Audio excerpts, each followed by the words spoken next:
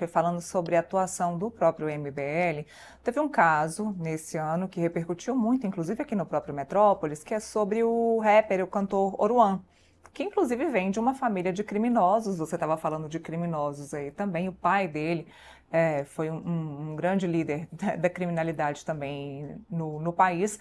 E aí vem o filho, seguindo pelo mesmo caminho, e eu queria entender um pouquinho aí da proposta, que o MBL está dentro dessa proposta da lei anti-Oruan. Esse combate que nós estamos fazendo ao Oruan e ao crime organizado de maneira mais ampla, ele começou a ser desenhado no ano de 2023, tá? A gente começou, houve um momento que foi um despertar pra gente, foi quando a gente viu, não sei se vocês chegaram a acompanhar, o Cruzeiro do Neymar. O Sim. Neymar fez um cruzeiro tocado pela Blaze, e ele levou os piores influenciadores do Brasil, que por coincidência são os maiores também. E nesse cruzeiro você tinha grandes influenciadores, youtubers, vendedor de jogo do Tigrinho, gente que trabalhava com aposta, tinha traficante, tinha miliciano, tinha de tudo. Ele levou assim, podiam afundar aquele navio que o Brasil, o PIB subia 2, 3 pontos percentuais. Aquele navio era a pior coisa que tinha no Brasil. Logicamente estou fazendo uma piada porque tinha pessoas normais, tinha crianças ali, mas eu juro que eu não ficaria muito triste, vamos dizer, com um destino inglório para traficante ali. E ali eu conheci o Oruan. O Oruan foi tratado pelo Neymar como um semideus, como uma figura incrível, uma figura única, né? Ele é o herdeiro do trap. O Brasil falou, herdeiro do trap? Ele é, na verdade, herdeiro do Comando Vermelho. E a gente conversou entre si, a gente falou, cara, está havendo um processo de naturalização do crime organizado no Brasil, e há uma etapa que é uma etapa nova, que é uma etapa de validar não apenas nas comunidades em que o Comando Vermelho manda, ou que o PCC manda a autoridade deles, mas para naturalizar na grande imprensa.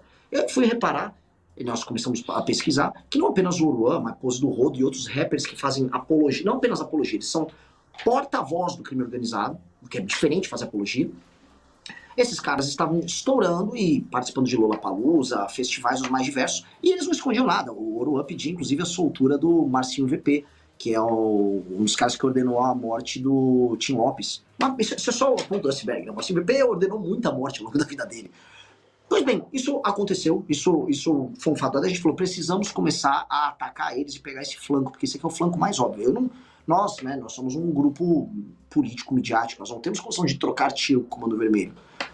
Tampouco somos policiais, mas nós temos condição de ver onde eles podem jogar no debate público e perder. E naturalmente o Oruan era uma brecha aberta, ele é um rapaz burro, com baixa instrução, extremamente vaidoso e com uma carência ligada ao pai. Ele é uma espécie de Hamlet de QI baixo, né, lutando pra vingar o pai dele, né, e, enfim, a gente falou, é ali que nós vamos pegar e vamos começar a mostrar pro Brasil que o crime organizado tá muito naturalizado.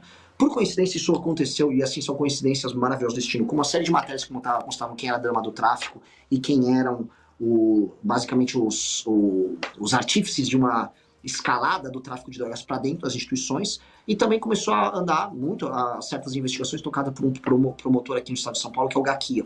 Então, né, vários fatos se juntaram, e aí o Oruan, a gente colocou ele como ponta de lança, né, e nós queríamos muito que o Oruan falasse muito, nós queríamos que o Oruan ficasse famoso, para que ele pudesse atuar e pudesse tornar, vamos dizer, a atuação especialmente da Polícia do Rio de Janeiro, do Ministério Público, das autoridades do Estado do Rio de Janeiro, cada vez mais, vamos dizer, incômoda, porque manter um cara desses na rua, manter as festas deles acontecendo, a lavagem de dinheiro que é feita nas festas, se tornaria um assinte, um tapa na cara das instituições no Rio.